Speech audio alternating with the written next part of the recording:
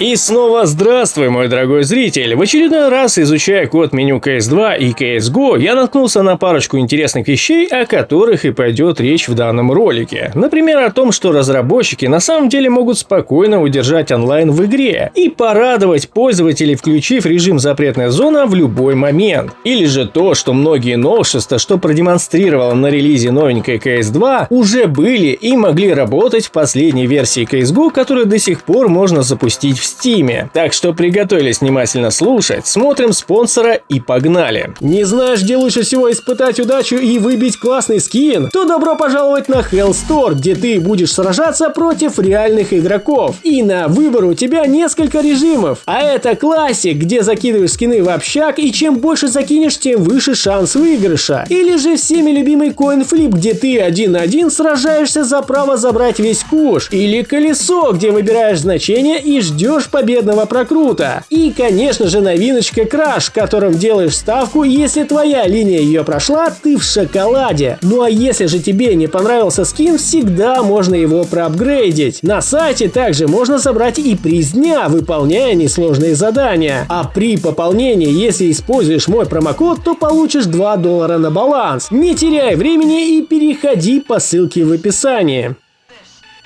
Короче, пока в CS2 затишье в связи с отсутствием обновлений, я решил заняться действительно полезными вещами и досконально изучить панораму UI, дабы в будущем быстрее находить связи с найденными утечками в игре и контентом, что готовят нам разработчики, ну и соответственно делиться этим с вами. Но, как это обычно у меня бывает, душа мододела в моем сердечке изо всех сил начала кричать: «Давай, займись бесполезной херней, попробуй перетащить новый интерфейс из CS2 в старушку CSGO. Ты же этого хочешь. Ты же действительно этого хочешь». И да, звучит как очередная порнуха с водопроводчиком Марио. Однако, благодаря таким вот порывам и вылезают интересные побочки в виде интереснейших фактов и старых утечек, на которые не обращал внимания. Ну или в силу опыта не понимал, что с чем связано. И сразу оговорюсь, я не программист. Все, за что я берусь, это поход вслепую на интуиции, которая и дает мне опыт со скиллом. Короче, как итог, это у меня вышло. Конечно, еще не все элементы доработаны, но главное, что благодаря этим бесполезным пыткам мне приходилось просматривать каждый элемент как в CSGO, так и в CS2. И я узнал, какие ограничения имеет панорама старушки CSGO и какие новые приколы и возможности она получила уже в новенькой CS2. И, соответственно, параллельно натыкался на функции в CSGO, которые могут работать в игре, но почему-то выключены. Благодаря им весь голодный год 2022, который мы пережили без крутых обнов, разработчики могли спокойно побаловать нас, просто включив их в игре. Например, такие как персонажи вашей команды в лобби. О да, у нас и раньше были утечки о том, что их нам готовят. Но по итогу оказалось, что они уже готовы. Но сами понимаете, не было бы такого вау-эффекта в CS2, если бы их включили в CSGO. Ведь они давно знали, что пилить новый контент в игре нерационально, ведь все равно они перейдут на новый движок. Точно так же, как и с глазами у персонажей. Эта функция в CSGO лежит вообще чуть ли не с самой бета-версии, или даже с альфы, ведь итерация движка в ней от Left 4 Dead 2, где данная функция уже давным-давно реализована. Но больше всего лично меня возмутила отключенная возможность запускать кастомную запретную зону с друзьями прямо из лобби. Ведь если бы такая возможность была, то я думаю, и запретная зона бы продолжала жить в CSGO Legacy. Ну вот допустим, соскучились вы по запретной зоне, и все, что вам нужно, это собрать огромное лобби друзей, чтобы в нее сыграть. Или еще круче, замутить поиск по лобби. Ведь помимо этого, разработчики также могут снять ограничения и на количество человек в самом лобби. Но по непонятным причинам этого не делают. А ведь старая версия тоже засчитывает онлайн в игре для CS2. Конечно, скорее всего, сильно проседающей статистики CS2 это вряд ли бы сильно помогло. Но сама возможность запустить в любой момент этот режим, думаю, порадовала бы многих. И честно признаюсь, я пытался создать мод, который бы без лишних танцев с бубном устанавливался и давал возможность игрокам спокойно запустить его в лобби. И у меня даже были кое-какие результаты. Единственная проблема, с которой я столкнулся, заключается в том, что созданный мод автоматом включал режим Insecure, который не давал спокойно запустить режим с друзьями из лобби. Так что, ребята, увы, пока что никак. И да, конечно же, есть варианты запустить сервер с данным режимом. Но понимаете, это много лишней головной боли для обычного игрока. На самом деле важна мобильность и удобство, чтобы просто взял и включил, и оно работает. Ну и напоследок еще один камешек в огород разработчиков. Я не могу понять, почему, имея уже готовый рабочий вариант меню с турнирами в CS2, они не добавляют его в игру. Ведь это достаточно удобная была фишка, учитывая, что январь просто кипел различными турнирами. Ну а вместо этого, как обычно, ни обнов, ни фиксов. Пока что ничего. И самое забавное, что и сейчас можно включить эту функцию в меню, правда при помощи костылей. Однако же все это работает. И на этом у меня все. Обязательно пишите свое мнение в комментариях. Ну а вам огромнейшее спасибо за просмотр.